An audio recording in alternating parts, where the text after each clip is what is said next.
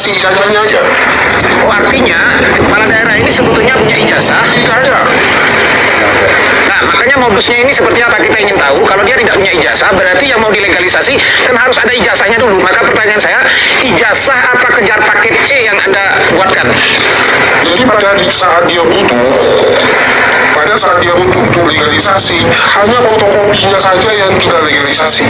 Fotokopi itu apakah memang betul itu produk dalam suatu ijazah asli? Ya tidak, hanya gambar orang yang kita ganti. Oke, berarti yang Anda mau katakan, calon ini sebetulnya membawa fotokopi ke Jakarta, begitu kan? Nah, ya, paham, saya paham. Bawa fotokopi di Jakarta, kemudian di situ ada foto di fotokopi jasa itu, foto itulah yang Anda ganti dengan foto orang itu, begitu kan? Betul. Nah, kemudian itu difotokopi lagi, begitu kan? Iya. Nah, kemudian barulah Anda legalisasi dengan cap palsu, begitu kan? Langsung ke sekolahnya. Oh, langsung ke sekolahnya. Nah, dilegalisasi langsung ke sekolahnya walaupun fotonya diganti. Iya. Artinya Anda mengganti orang yang ada di jasa itu dengan dengan calon kepala daerah itu, dan sekolahnya tidak tahu bahwa fotonya orangnya diganti, begitu ya? Ya, biasanya kalau sudah bermain seperti itu sudah tidak ada banyak pertanyaan karena memang di bawahnya sudah kita sediakan nampung. Ya, oke. Saya mau elaborasi dulu. Berarti Anda main juga dengan oknum kepala sekolahnya dong? Ya, mau nggak mau harus terlibat semuanya. Itu Anda dibayar berapa itu? Ya, paketnya cukup besar, Pak. Paketnya cukup besar karena kita jamin semuanya. Maksudnya puluhan juta, ratusan juta, miliaran? Ya, untuk di tingkat dia di meninggalkan di kepala sekolah kita meninggalkan puluhan juta untuk proses legalisasinya aja. Artinya Anda mengganti nama juga di situ, toh? Di slide foto. Betul.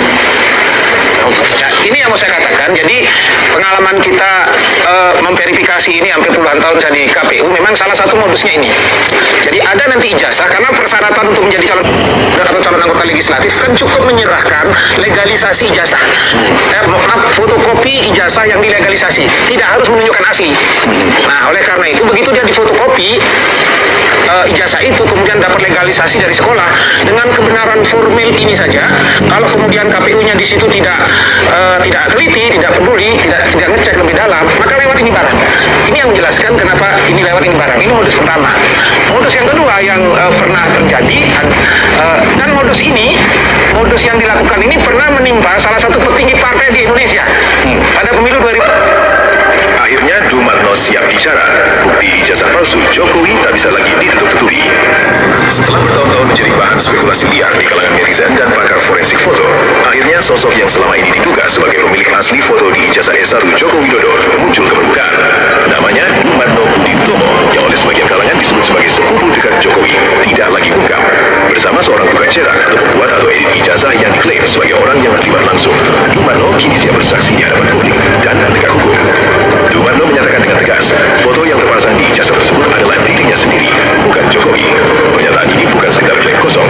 Sebelumnya, anak dari Dumarno sendiri sudah menyatakan secara gamblang dan tanpa tereng aling-aling di depan saksi, foto di ijazah itu foto ayah saya. Pengakuan anak kandung ini disampaikan langsung oleh Rustam Effendi yang saat itu berdiskusi langsung layar televisi dan beredar luas menjadi bom waktu yang akhirnya meledak hari ini. Artinya Jokowi akan dihadirkan di pengadilan gitu. Rakyat akan melihat. Jokowi akan dipertanyakan dengan foto yang ada di situ. Apakah itu bibir Jokowi yang tebal gitu kan? Apakah itu mata Jokowi?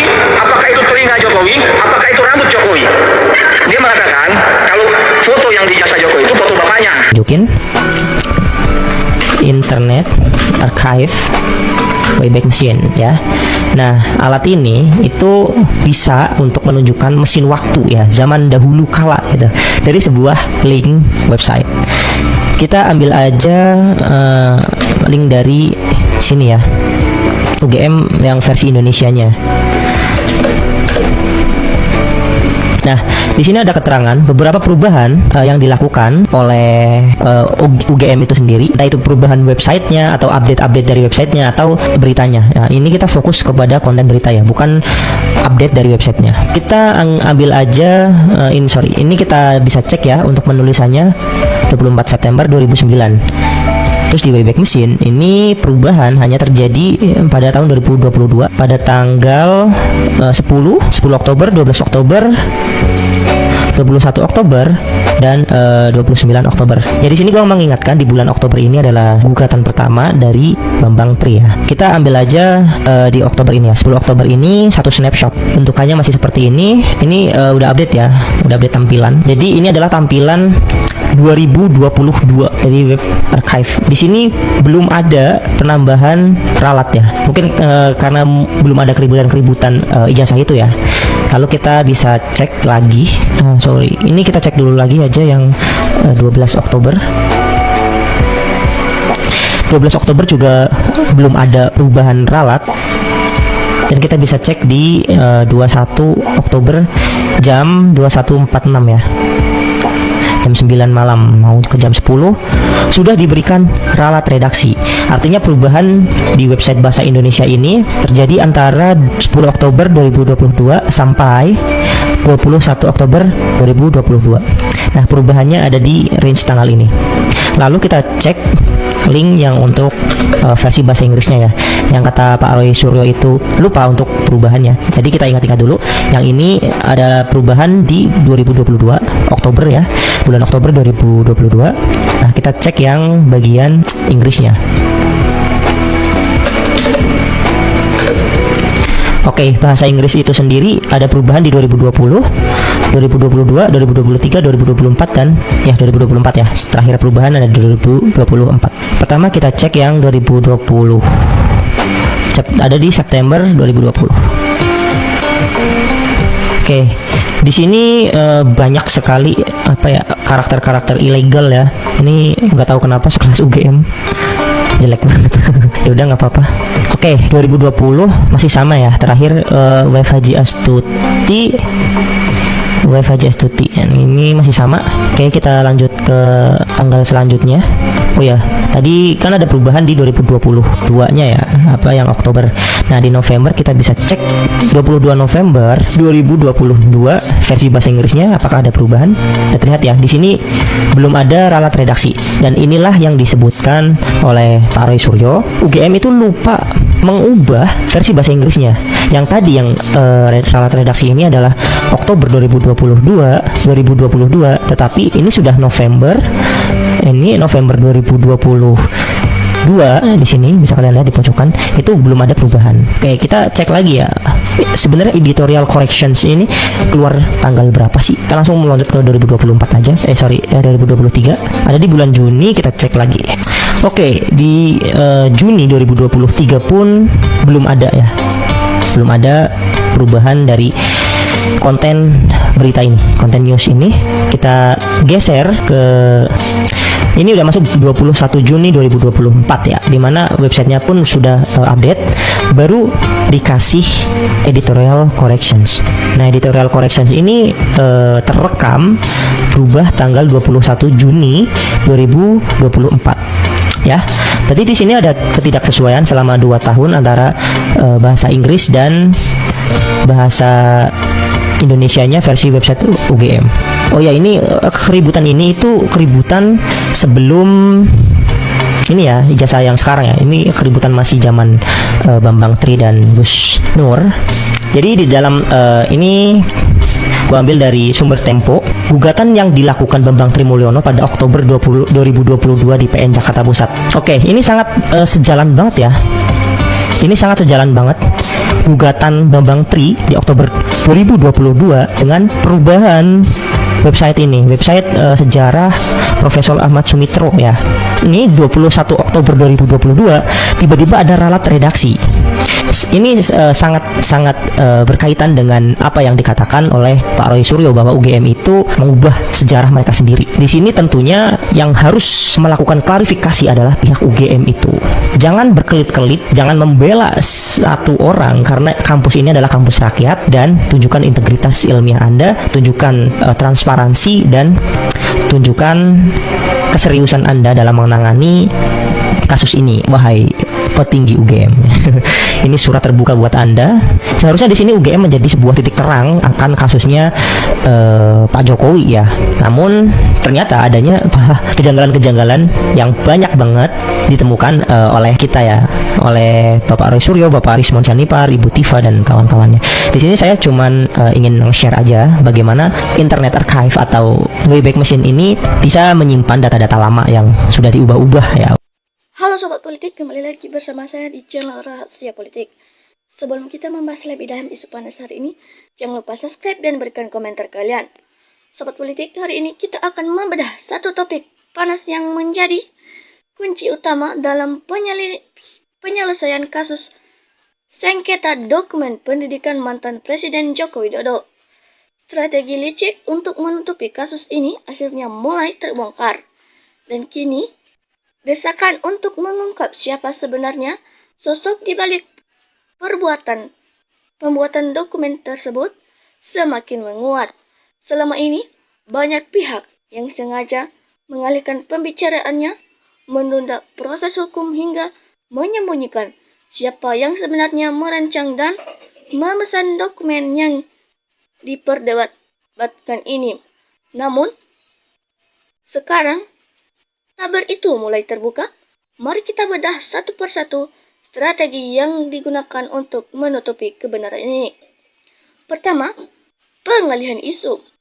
Setiap kali ada tuntutan untuk menyebutkan siapa pembuat dokumen tersebut, pihak tertentu justru menuduh lawan melakukan fitnah agar perhatian publik beralih. Yang kedua, penundaan berlarut-larut. Mulai dari alasan dokumen sedang dipelajari, saksi tidak hadir, hingga arsip yang katanya dipindahkan, semua alih dipakai agar proses hukum terlambat. Ketiga, penyembunyian bukti. Bukti pesanan, bukti pembayaran, hingga contoh hasil cetakan disembunyikan dengan alasan rahasia. Bahkan pihak universitas beralasan tidak tahu siapa yang membuat duplikatnya. Padahal ada tanda tangan dan nomor referensi yang sangat jelas serta bisa diacak. Keempat, tekanan terhadap saksi. Saksi-saksi yang mengetahui proses pembuatan diduga ditekan agar diam, dipindahkan tugasnya, atau diancam agar tidak berani bicara di persidangan. Pertanyaannya, mengapa kita harus tahu siapa yang membuatnya? Karena sosok pembuat inilah yang memegang kunci utama untuk membongkar seluruh skenario. Skenario ini kita perlu tahu siapa yang memesan, di mana tempat pembuatannya, dan apakah dokumen tersebut izin resmi negara atau dibuat tanpa acuan asli. Berdasarkan bukti yang dikumpulkan oleh tim hukum dan pengamat, mulai dari ciri khas cetakan, jenis kertas, hingga tanda tangan jejaknya ditemukan mengarah pada pihak ketiga. Sosok ini dikenal sebagai ahli pembuat dokumen yang hasilnya sangat mirip dengan dokumen asli. Diduga ia bekerja sama dengan orang dalam yang memiliki akses.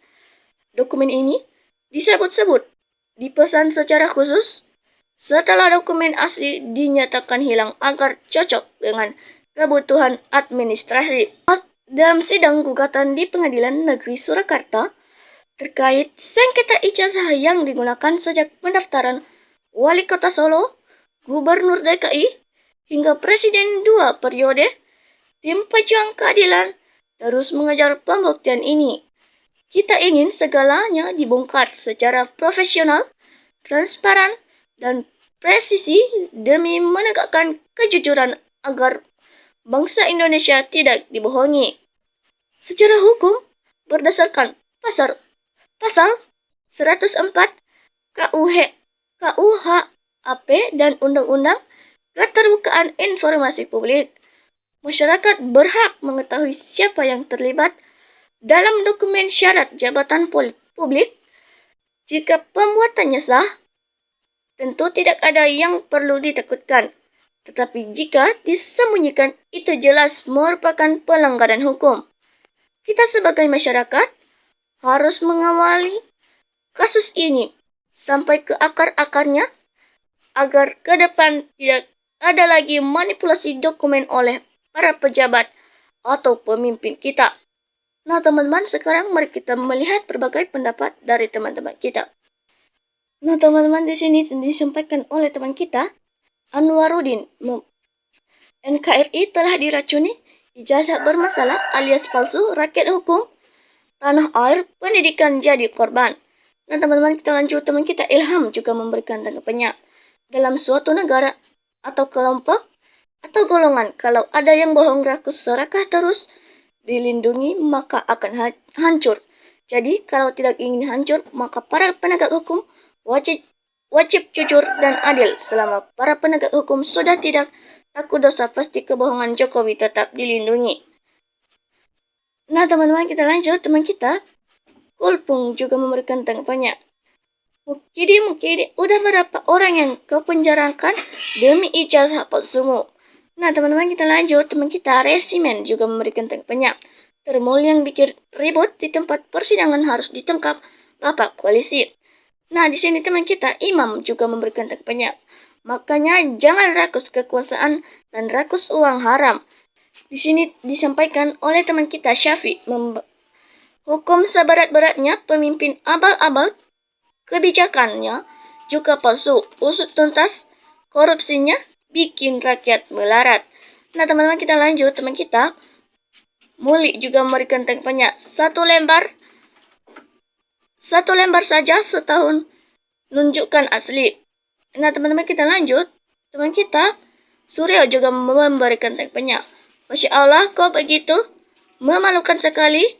Kenapa kasus ijazah palsu memalukan kayak anak TK? Saya di desa sangat malu sekali. Nah teman-teman, kita lanjut. Teman kita Jinak juga memberikan tanggapannya. Memalsukan ijazah untuk menjadi pejabat negara adalah kejahatan besar. Pelakunya wajib diberi hukuman berat. Di sini teman kita Aran juga memberikan tanggapannya. Inilah orang-orang bayaran Jokowi. Kalau tidak berlawan, sudah terlanjur mengambil upah untuk menghadap perkara kasus ijazah palsunya. Jokowi, mampus kau termul. Sekarang Tuhan sudah murka dengan terlalu kebohonganmu. Nah, di sini teman kita Iyadi juga memberikan tanggapannya. Dari dulu memang pencalonan wali kota Solo, gubernur DKI sampai presiden, KPU, Bawaslu, kena pelanggaran konstitusi harus diusut tuntas. Di sini teman kita Eskar juga memberikan tanggapannya. Kalau ini memalukan bangsa dan negara, monopoli aturan yang berlaku, dan menunjukkan perilaku yang tidak baik. Di sini teman kita Ordi juga memberikan tanggapannya. Kita hanya berdoa siapa yang bohong akan menerima hasil kebohongannya sendiri. Nah teman-teman, kita lanjut. Teman kita Yasi juga memberikan tanggapannya. Inilah akibatnya karma. Jokowi tidak mau nunjukin ijazahnya. Semua jadi kacau. Nah teman-teman, demikian saja isu panas hari ini. Dan jangan lupa saksikan isu panas yang tak kalah menarik berikutnya. Salam NKRI harga mati.